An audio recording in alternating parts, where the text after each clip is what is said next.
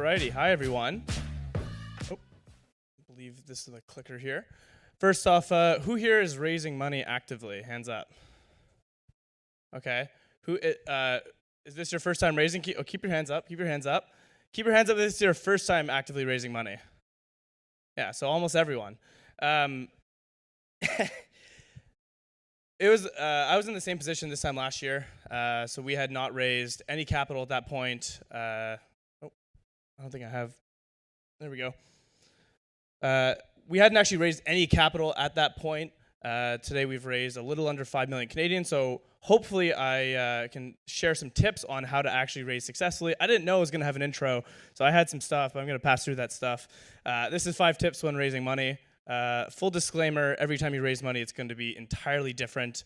No two raises are the same, and I might not know what I'm talking about. It happened to work for me, and hopefully it can help work for you too. Number 1, always be raising. So what this means is that when you're raising money actively, often people are going to judge you, they're going to scrutinize you, but when you're not raising money, you're able to have conversations, you're able to build relationships, you're able to talk to people casually and get them excited about your business. That's actually the best time to raise, when you're not raising. So at the point when you do want to actually go and do an active fundraise, you've already sort of warmed the crowd up and it's much, much easier. So how we decided to do this was, this is our first ever investor update from June last year. So you can see we had an amazing monthly active users of 67. And our weekly active users grew from 3 to 17, which was tremendous growth. Investor updates are a great way to keep people engaged. And even if this is just going to friends and family like it was for us, the point is you do them every single month consistently, because when you have a bad update, it makes the good updates look even better because people know you're being truthful and you're not just cherry picking. Investor updates are good. 2, I actually just want to show an example for this one. Know your terminology. I did not know what a seed round was. I didn't know what a pre-seed was. I didn't know what a cap was. I just said we were raising money, and the investors go, great. How much are you raising? And I was like, $100,000 seed round. If you know anything about seed rounds, it's insanely low. Do not do that. Know the terminology so you don't seem silly when people ask you what your cap is. Don't just throw wild numbers you heard off internet blogs like I did. Know your numbers. I'd suggest the best way to do this is to talk with founders who have already raised a round, pitch them, and they're going to tell you what you don't know. So really important you do that. Do your homework. Commit to the raise. When you're raising, the worst thing you can do is you sort of teeter back and forth. Are you raising or are you not raising? When you say you're actively fundraising, commit. These are Slack messages from our internal Slack. As you can tell, I wasn't feeling too good. These are actually what I sent to my co-founders, and it was pretty rough. Just in full honesty, everyone says raising's hard. You will know what I mean when you actually get there. It is actually really hard. But commit. Once you do it, keep going until there's absolutely no light at the end of the tunnel. We've been rejected by probably half the firms who are now investors. You just continue to send them updates. You continue to make progress. Commit to the raise, and don't give up until there's really no hope you're out of money. Iterate your pitch like a product. This is probably the most important one. So when we were raising money, we were in the Valley for 4 weeks straight. And what ended up happening is the first week we got nothing but rejections. And so what we had decided to do is, just like we iterate an MVP, just like we iterate a product, we were asking people, okay, why did you reject us? And you'll actually find there's some pretty common objections. Generally, there will be a single reason that most of the investors, maybe 80%, passed on your startup. For us, it was market timing. This was the very first slide of our investor deck. I was just talking about what our solution is. I went right to the solution. It was a common newbie mistake.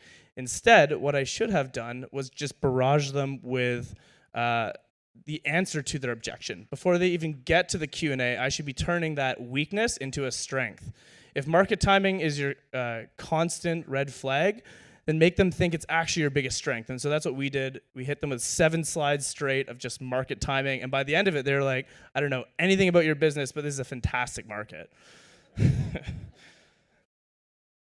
Investor relations. One thing that I found is when we first started raising actively, and again, you should always be raising, but when you do get to that point and you're like, okay, it's go time, I'm committing to the raise, and I'm going to go raise some money, The best way to do a pitch is to not pitch. It's actually just to build a relationship with the VC. So the first time I remember walking into the room, we had dress shirts, we had our pitch deck, we sat down, shook hands. It was very, very formal. There was 2 of us, and we went right into pitch mode. Do not do that. The actual best way you can raise is if you try to go for coffee with them and just get them excited about your business. And the best pitch I ever had, and the one that actually landed us the term sheet, I didn't talk about Voiceflow for 30 minutes. I went in there one-on-one. I didn't bring my co-founder because I didn't want it to seem like a pitch. And I did my homework on the VC. What were their past deals? What got them excited? And I just had a conversation with them for 30 minutes. But after 30 minutes, they already liked me so much that I'd already sort of built the foundation of the relationship, and the rest of the pitch went extremely smooth, and we ended up getting a term sheet a week later. That's the best way to raise, in my opinion. Don't make it into a pitch. Try to build it. Try to make it into a relationship building session. And that's it. If you guys want a template of my investor update email, I've sent that out quite a bit. Shout out to Shoelace, who might be in the audience tonight. They were the ones who first sent it to me. Always happy to share tips. Thanks so much.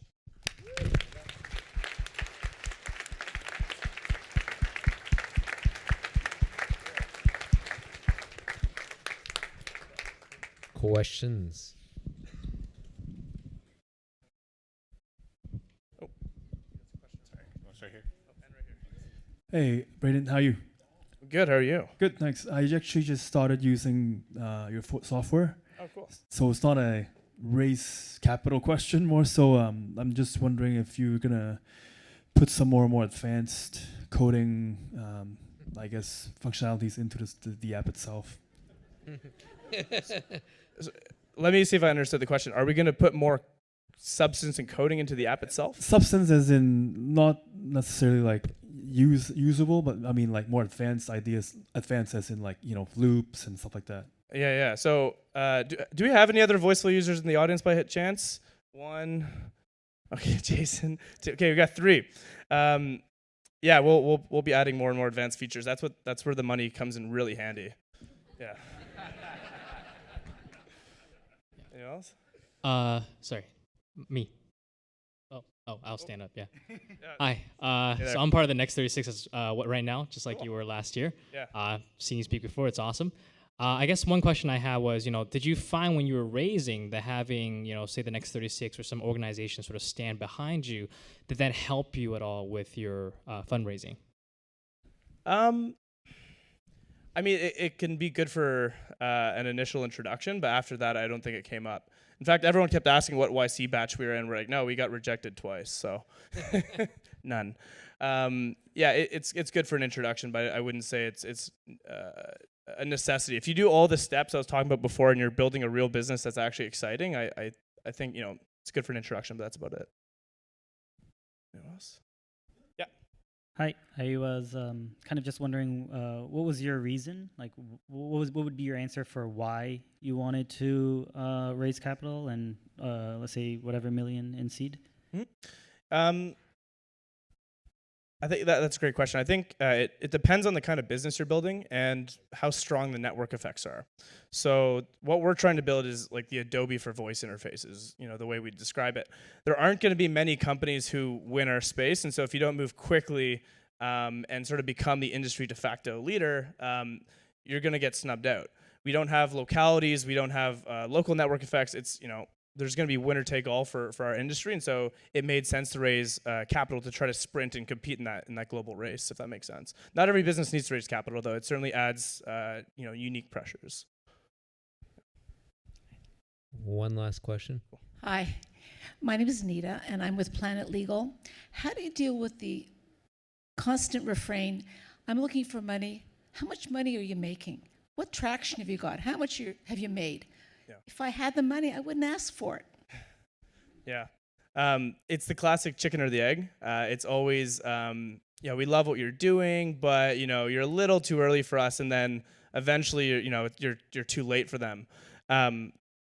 I think the best thing is to just show, obviously, if you're building a business that is exciting and you're going to have that traction, that's great. But for a lot of business, it's selling the dream and showing a lot of movement. So, for example, you may not actually have the business accelerating at a rapid pace, but if you're able to create a lot of excitement around your business, sometimes they can actually give the investor sort of the push and the leap of faith where I don't want to lose this deal. You know, there's a lot of FOMO, there's a lot of excitement around your business. I think that's probably the best way to combat sort of all the VCs where they're sitting there and, you know, who's going to make the first move? I don't want to do it. It seems too early. If you make people really excited about the business, the potential, the opportunity, and you think that, you know, you're able to create that excitement, someone will move first. But that's the best way to do it. Yeah. Cool. Thanks so much, guys.